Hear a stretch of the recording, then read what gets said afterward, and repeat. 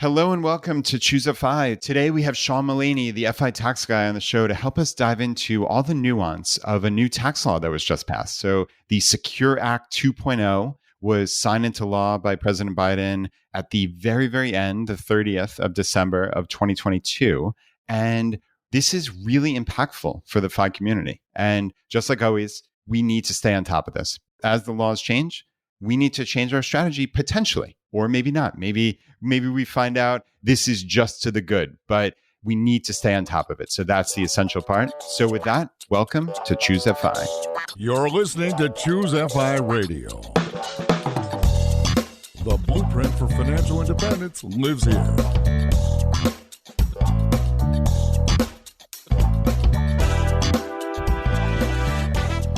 If you're looking to unlock the secrets to financial independence and early retirement, you're in the right place. Stay tuned and join a community of like-minded people who are getting off the hamster wheel and taking control of their lives in the pursuit of financial independence. Choose FI, your home for financial independence online.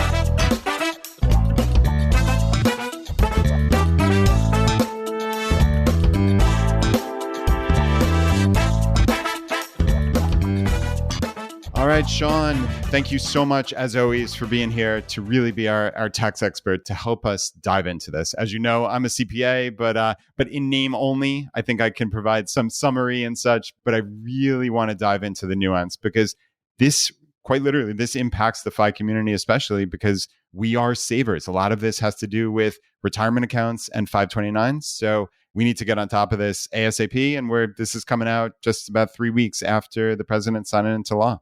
Yeah, absolutely, Brett. Thanks so much for having me back. And yeah, a lot of the FI planning, right, tax and financial planning leverages off the tax advantage retirement accounts. And clearly the rules are changing on those accounts.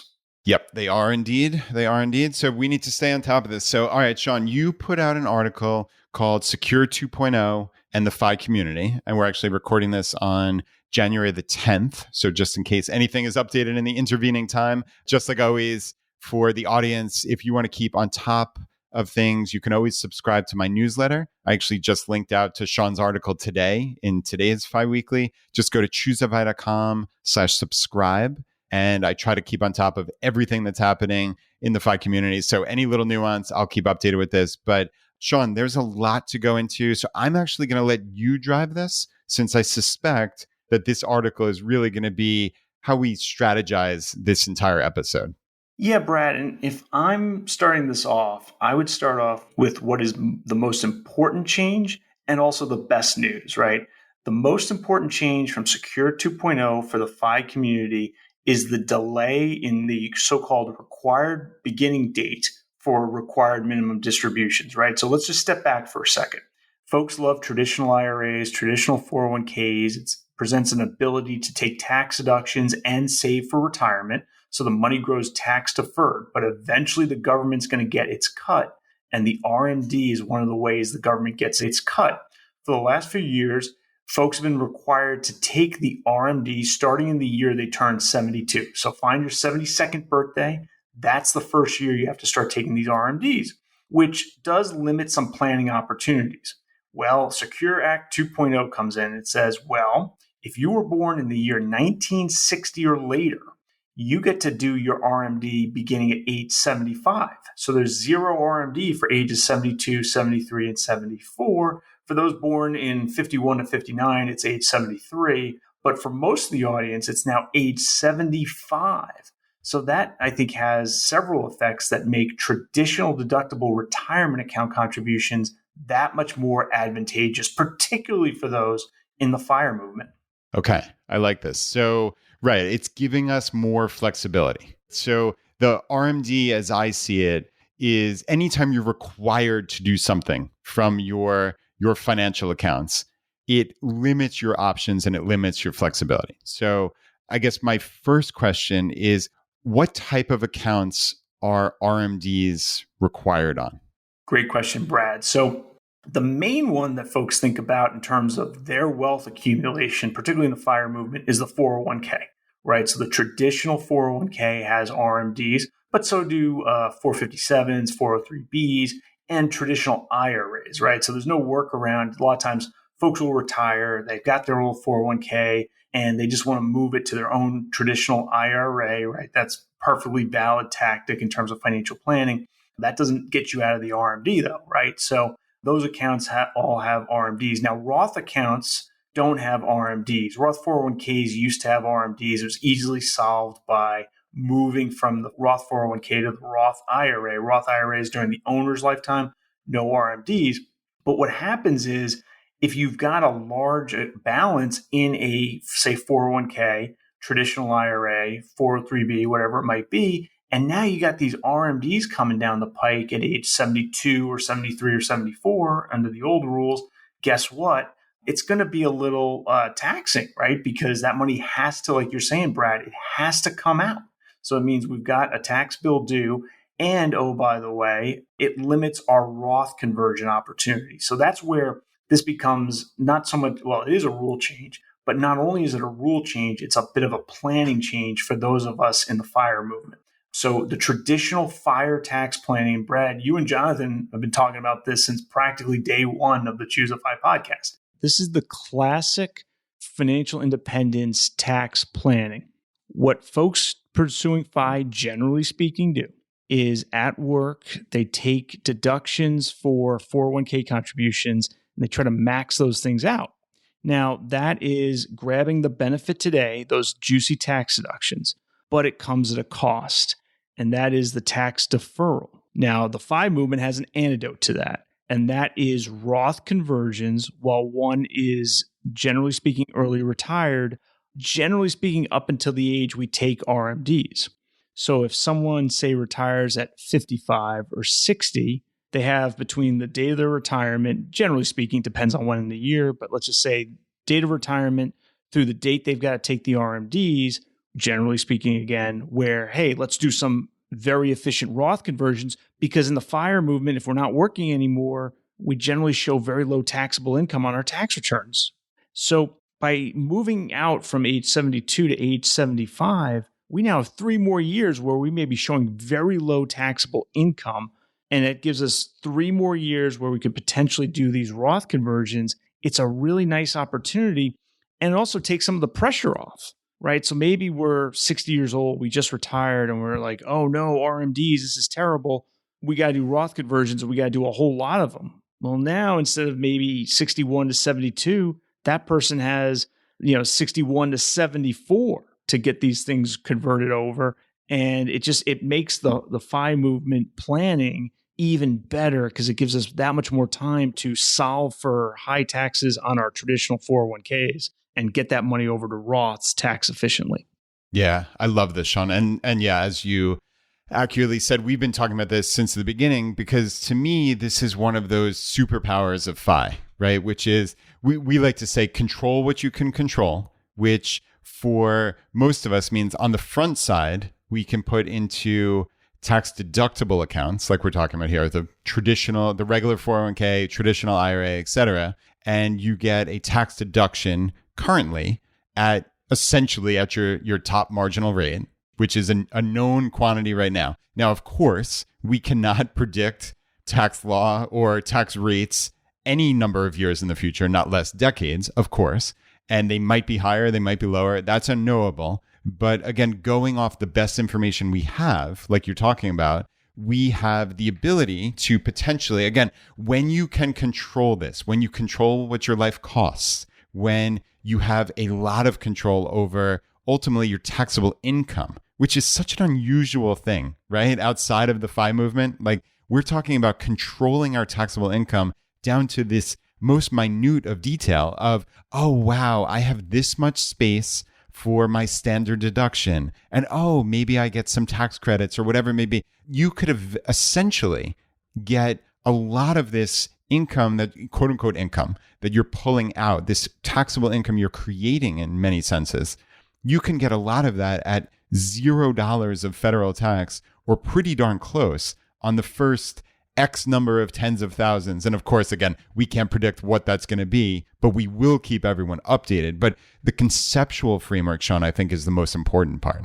Yeah, that's right. That's right. So by delaying RMDs, it makes traditional deductible retirement account contributions, particularly at work, much more attractive because we have that much more runway to do these tax-efficient Roth conversions. So this is really good news for the FIRE movement, particularly those who were born in 1960 and later.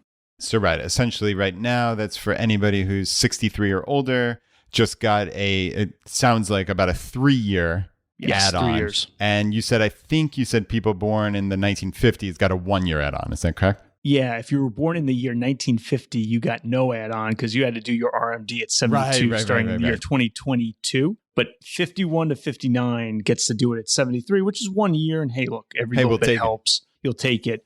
The nice thing is for those born in 1960 and later, that gives us that much more planning runway, right? If you're in your 40s, obviously you're not worried that much about RMDs today because you're not even close to 70 or 72 or anything like that. But it says, if I begin with the end in mind and know that I'm probably, even if I retire, at 65, a more conventional age, I now have 10 years to do these Roth conversions before I have to hit some RMDs into my taxable income. Right, which is wonderful. And just to give a little more nuance, just so people aren't deathly frightened of RMDs, right? This is just essentially that you're required to pull out a certain amount from these accounts. So it's not like this should be clear, but just in case it's not, you're not getting hit by an extra tax burden on this. This is just taxable income. So let's say hypothetically you pull out $40,000. I don't know either through RMDs or what you pull out of your 401k, but let's just say for this sake, we'll call it an RMD after you run through the calculation.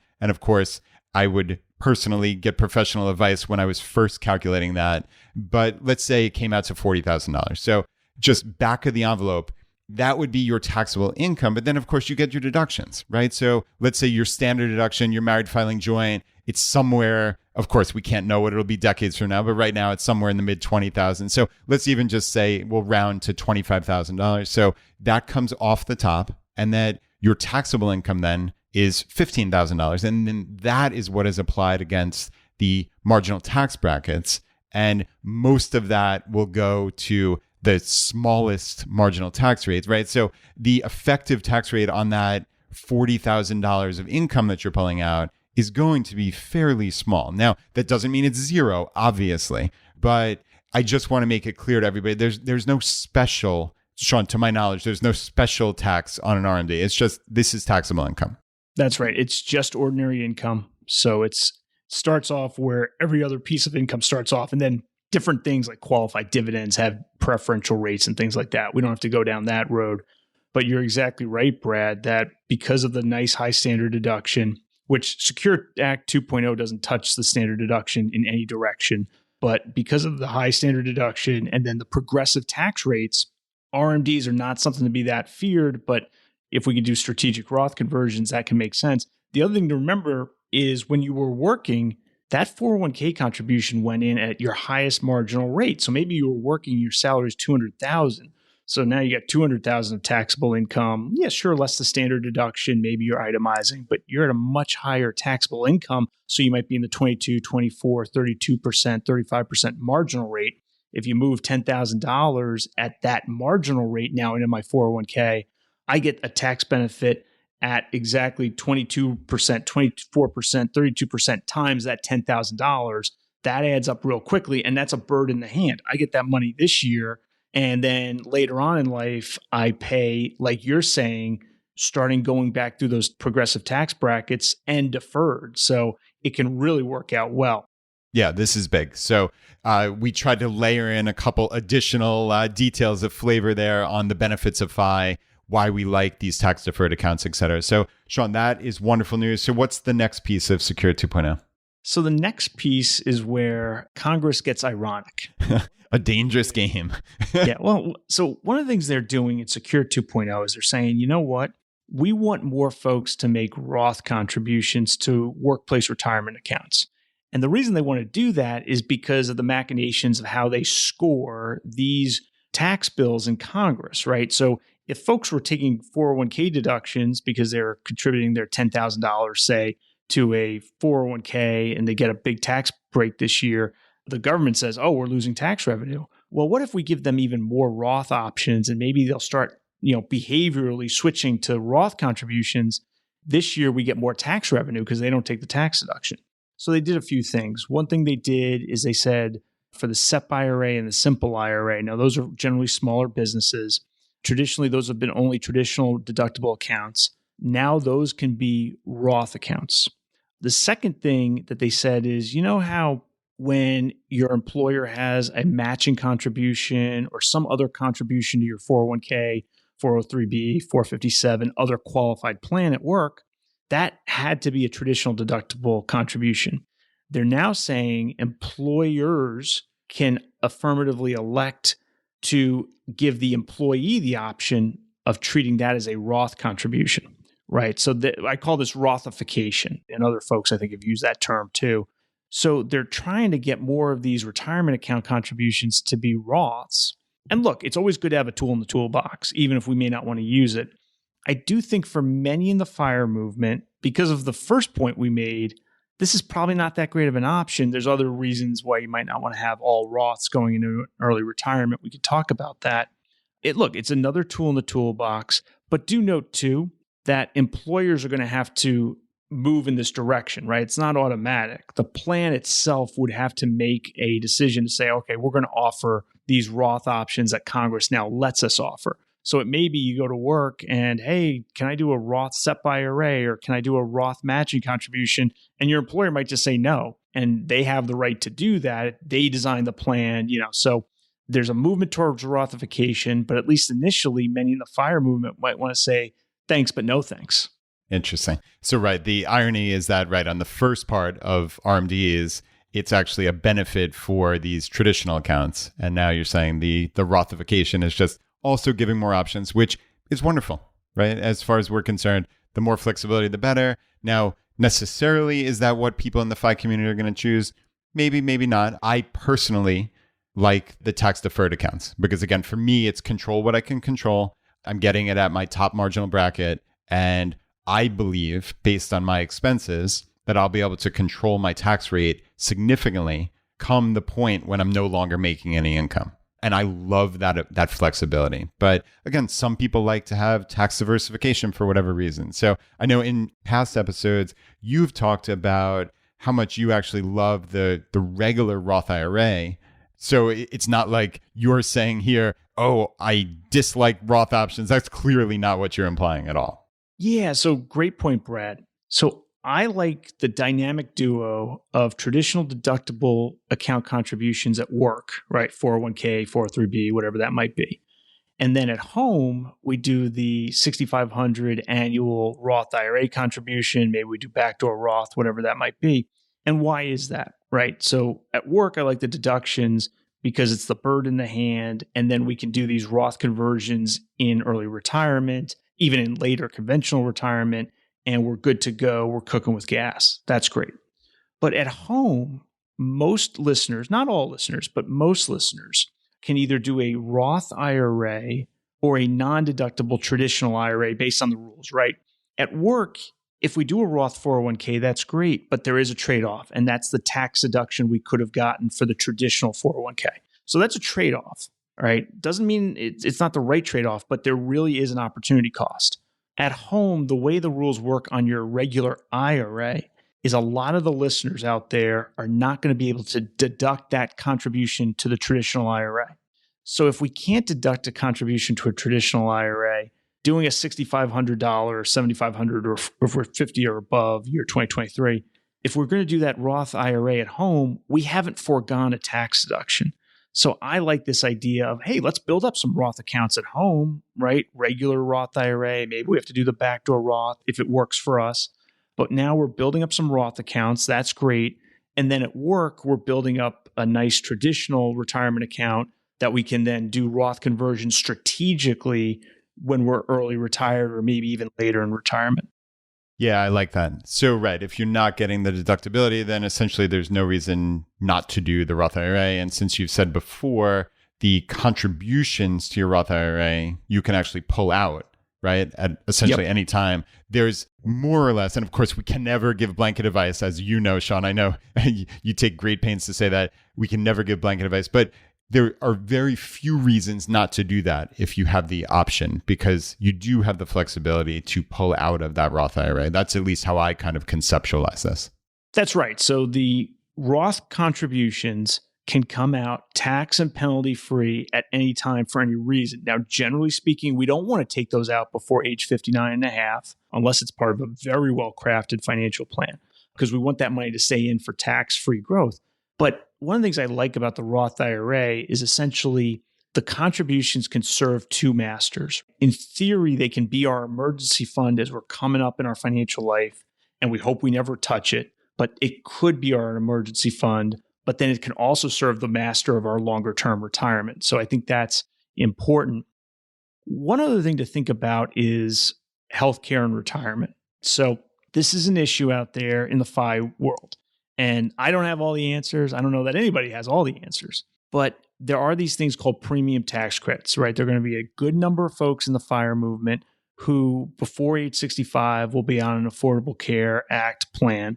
And those plans can have very significant insurance premiums, could be over $1,000 a month per person. You know, depends where you are, level plan, all that sort of stuff. The antidote is to qualify for some good premium tax credits, right? That's through the income tax code. It's based on your modified adjusted gross income. And I'm a little concerned that some in the FIRE movement might be so fond of Roths that they say, I'm doing Roths for everything, right? Roth IRA at home. I'm going to do my $22,500 as an employee contribution to a Roth. And now the boss offers Roth employer contribution. So I'm going to do the triple crown, right? And I'm going to have even that money be Roth under the new Secure Act 2.0 rules. Well, okay. What is that setting you up for in an early retirement?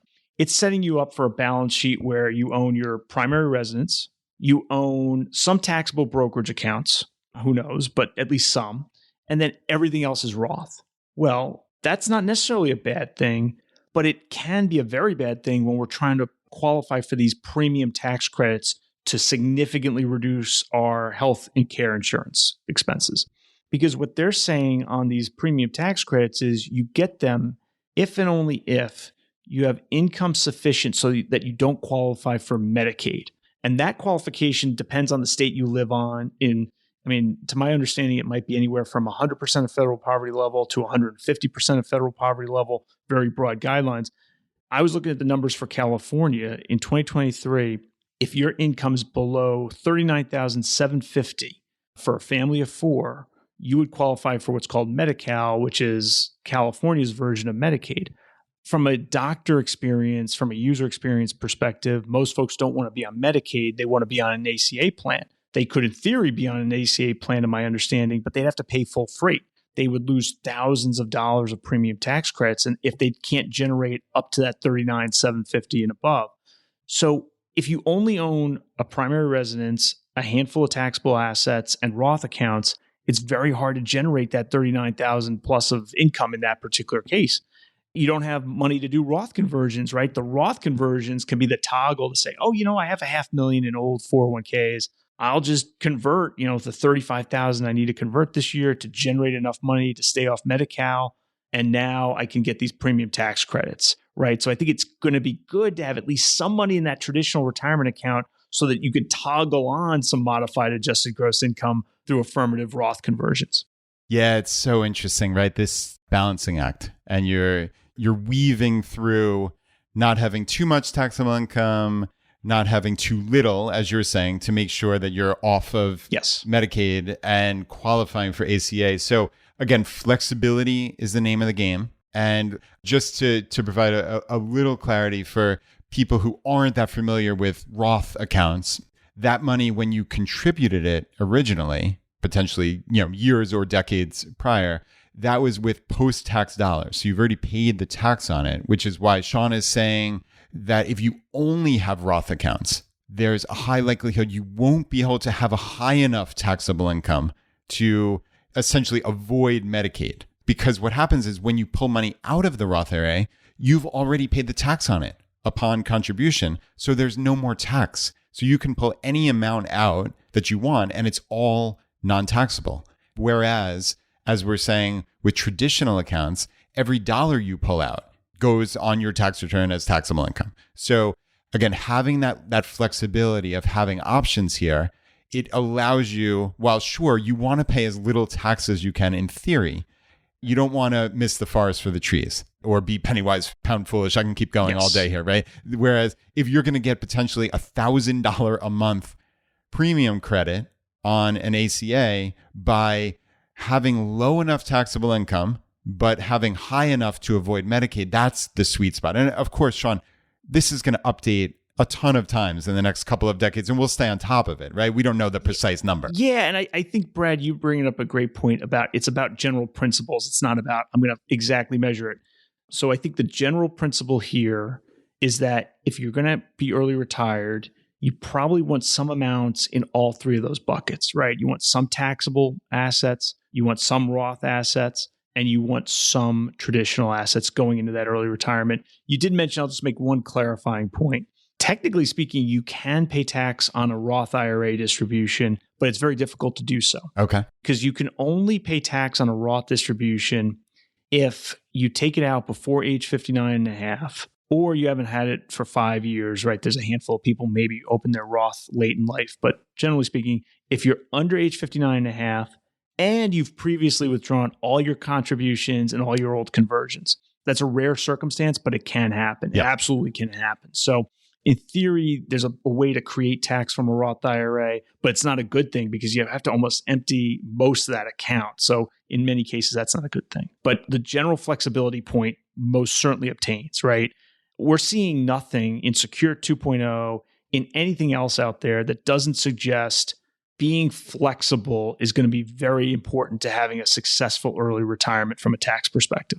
Yeah, I appreciate the clarification, Sean. And yeah, right. In the very rare circumstances where that's the case, yes, you absolutely can. But for most of us, just again, as you're saying, and it's so important, these conceptual frameworks, that's how we have to think of this. So let's keep rocking and rolling. So what is the next piece that you think is important for the FI community? So one piece that I think is important for the FI community is another win is that there was no elimination of the backdoor Roth IRA or the mega backdoor Roth IRA. Congress has been talking about this for a long time, but it just didn't happen in this bill. So folks can do backdoor Roth IRAs, mega backdoor Roth IRAs, unimpeded. There, we really like them if you qualify because you're not foregoing a tax deduction if you do a backdoor Roth IRA or a mega backdoor Roth IRA. What you would have done if the thing wasn't available, you'd invest in a taxable brokerage account. Not the end of the world, but tax-free growth is better than taxable growth, right? So that's a nice little W there for the FIRE movement. And then one thing that folks should be aware of is when you get to age 50, the rules are going to change, not in 2023, but 2024 and 2025. The rules slowly change so that catch-up contributions are going to be a little different for those 50 and older. And you're going to have to look at how much wage income did you have in the prior year? And if your wage income from that employer in the prior year, under today's numbers, it's $145,000. I believe that's indexed for inflation. Any catch-up contributions are going to have to be Roth contributions, not traditional contributions. So that's a little bit of an L for the FIRE movement, not the end of the world. But what they're saying is for the higher income folks, they don't want to let those 50 and older deduct catch-up contributions. So catch-up contributions in a 401k, 403b, 457 are going to have to be Roth, not deductible. But again, that only obtains if and only if your income from that employer was over that 145 threshold from the prior year. Gotcha. That makes sense. And just real quick, the catch-up contributions, can you describe to the audience just precisely, because some people have never heard that term before? Yeah. So the law today says that if you are 50 and older during the year, you get to contribute an additional amount as an employee contribution to your workplace plan. For 2023, that amount is $7,500. There's a rule in Secure 2.0 that's going to change that amount only for those who are age 60, 61, 62, and 63. I didn't write the rule, right? They wrote the rule. But what it's going to do is it's going to say the catch-up contribution for those who are age 60 through 63 gets to be 150% of the then current catch-up contribution, right? So under today's numbers, I think that would be $11,250. That rule doesn't kick in for, it's either 2024 or 2025. I have to go back through my notes. So there's no 60 to 63 additional catch-up contribution for the year 2023, but I will pull out my notes. So that's one thing about Secure 2.0. It has all these different effective dates, and I can't always remember all of them. I mean, Sean, honestly, this is such nuance. I don't think we necessarily need to dive into this, but I think it's really important, as on your article, and we will link to it in the show notes, there is this kind of ridiculous looking flowchart of these catch-up contributions. So I think let's leave it that for people over age 50 who are potentially looking to add to their 401k, in this case, we're talking about over the employee contribution, the maximum of in 2023, which is $22,500. So if you're both of those things, then you're going to need to look into, okay, what are my options here? How much can I put in? Where do I have to put it specifically? Because it looks like if you're under 145,000, then you might have different options with, it doesn't necessarily have to go into the Roth. If it's over 145, it looks like it has to. So there is some nuance. So if you are both over 50 and maxing out what is your normal amount for the employee contribution for the 401k, I think you really need to dive into the nuance of this new Secure 2.0. Yeah. And like you're saying, Brad, I do have a little flow chart, right? So it's very easy. It's a great flow chart, under... but it's, man, is there a lot going on? So it's easy if you're under age 50. It's very easy. Just Google literally what is the max 401k contribution, and you're pretty much there. But once we get to age 50, and like you're saying, if you're not maxing out anyway, then it doesn't really matter. But if you are, you guys think about some stuff. Indeed. All right, Sean. So I think we've went through most of the major items, but there is one more that is the most intriguing to me because it's actually the one that I know the least about as of this moment. But it seems like there are some potential options with 529 plans of all things. So 529 education plans, and with the ability to roll some of them to Roth IRAs if they're unused. So that is the limit of my knowledge at this point, but I would love for you to fill us in on this. Yeah. So let's step back, right? What is a 529, sometimes referred to as a qualified tuition program? It's a plan where you can put money in, sort of like a Roth account, where you can put money in and it grows tax and penalty free for qualified education expenses. Folks love them, generally speaking, folks with children, because it's a tax-free vehicle for saving for college. Now, one thing that's sort of interesting about the 529 is the college expense is very speculative, right? We don't know if the kid's going to state school, they're going to Harvard. We don't know if they're getting a scholarship. We don't know if they're not going to college because they're going to go to trade school. There's a lot of questions out there on this. And so what folks worry about is sort of overfunding the 529. So, hey, you know what? Junior got a scholarship, and now we don't need all that 529. Well, what happens to it? There are techniques currently available. Hey, Junior's got a younger sister, so we change the beneficiary to the younger sister. Or maybe Junior's going to go to grad school, or Junior is going to get married, and then they have a kid, and now we could change the beneficiary there. But those are not always available, or they could be difficult. So Congress acknowledge this issue of sort of the abandoned 529 or the useless 529 because we just don't have any other education expenses in the picture. And they said, well, here's what we'll do. We'll let you $35,000 per beneficiary roll unused money in that 529 into the beneficiary's Roth IRA. A few things to keep in mind here. There are a lot of restrictions, right? The first one is it's $35,000 lifetime per beneficiary. And that number is not adjusted for inflation. So that's one thing. Second thing is the roll in from the 529 to the beneficiary's Roth IRA is in lieu of the beneficiary's annual contribution. So today, if Junior's working, they're 23 years old, they've got a job, they could do the $6,500 into a Roth IRA because they have earned income. Great. What this is saying is, well, instead of Junior making that contribution, you could roll $6,500 this year and no more this year into Junior's Roth IRA. And by the way, I say this year, I think it kicks in 2024, but okay. Put that to the side. So this does not create any additional Roth IRA limitation. This is just saying, well, instead of the source being either Junior's own checkbook or mom and dad's direct gift to Junior, the source can now be the 529. I mean, it's a good way to bail out the old unused 529 money, but it doesn't create new Roth limitation, if that makes sense. And then the other thing to keep in mind is there's two time limits here. One, the 529 has to be 15 years old, right? So you can't just set this up, a year out and use this as a way to fund Junior's Roth IRA, your Roth IRA, and get a year or two out of taxation. It doesn't work that way. The 529 has to be at least 15 years old. So it really has to be thinking about college education expenses. And the only money that can be rolled in this fashion is money that was contributed at least 5 years ago and the earnings on that money. So again, they're trying to avoid stuffing, right? So maybe you had a 529 and Junior's a senior and it just about worked out. You have $1,000 left in and you say, oh, well, this new 35,000 thing came out. I'm going to put 34,000 in and fill that thing up and do these Roth rollovers. Doesn't work that way. So I view this as a bailout technique. I'm sure there are listeners out there that overfunded 529s for whatever reason. It just may be that the child got a scholarship. Maybe they graduated in 3 years instead of 4 years. All sorts of reasons why the 529 could be overfunded.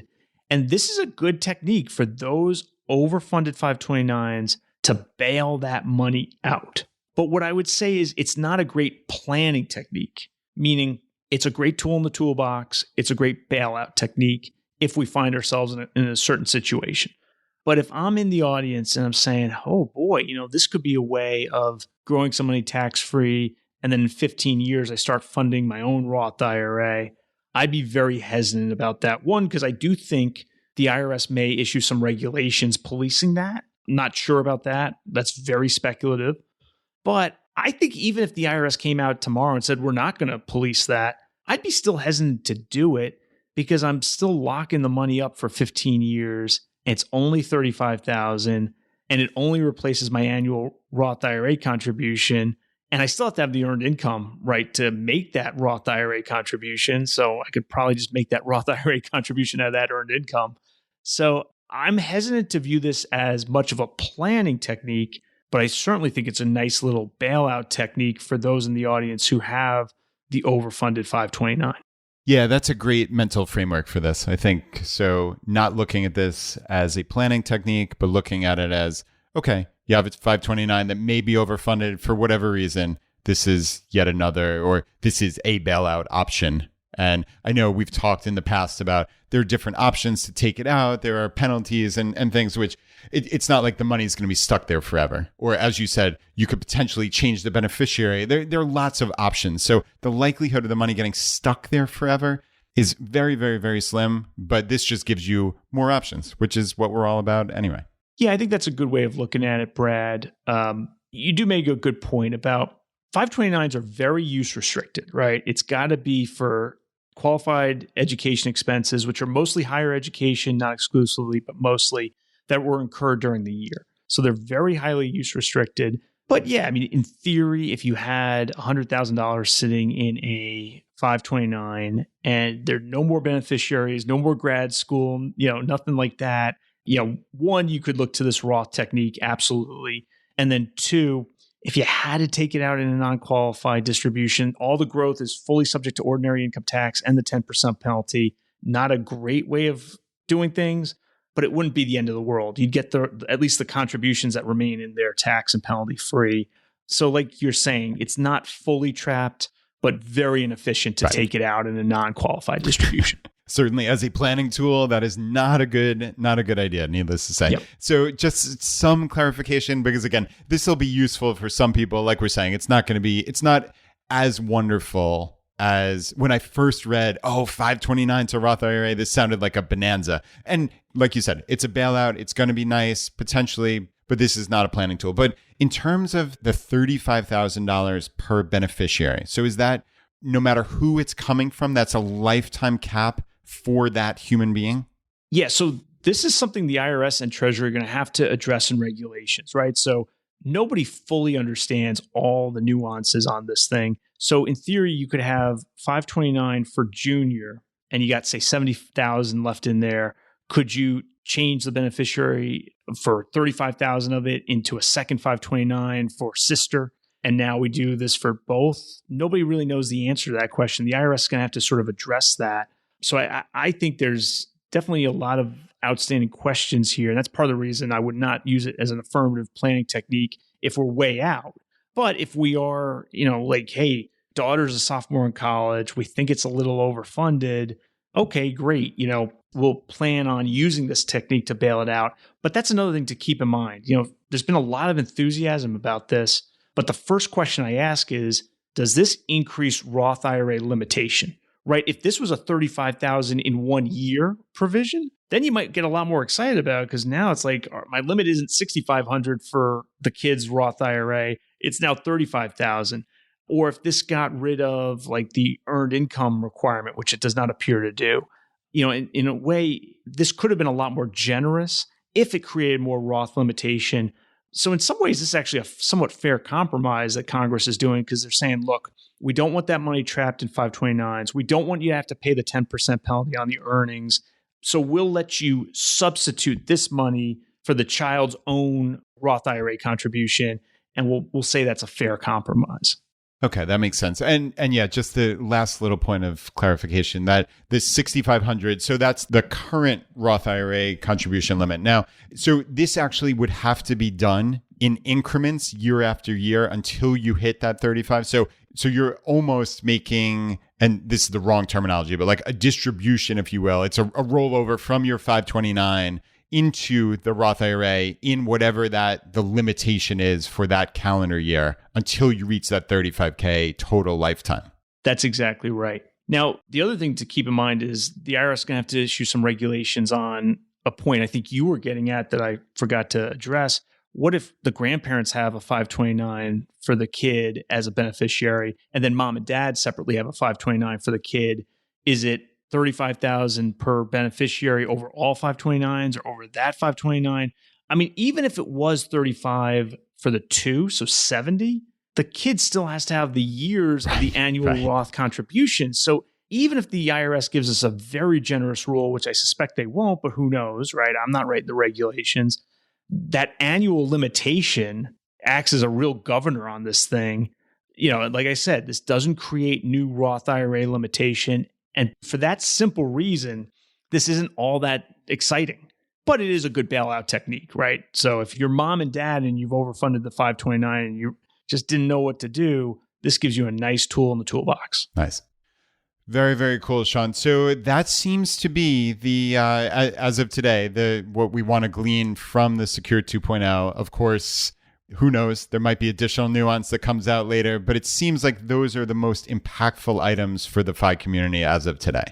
That's my thought, Brad. There are dozens of provisions. I wouldn't get lost in the weeds because I think most of them do not impact financial planning.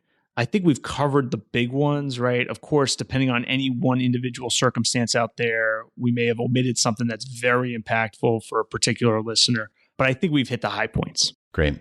Well, Sean, as always, I really appreciate you coming on, especially in such a timely manner here, since, like we said, just a couple of weeks ago, this was signed into law.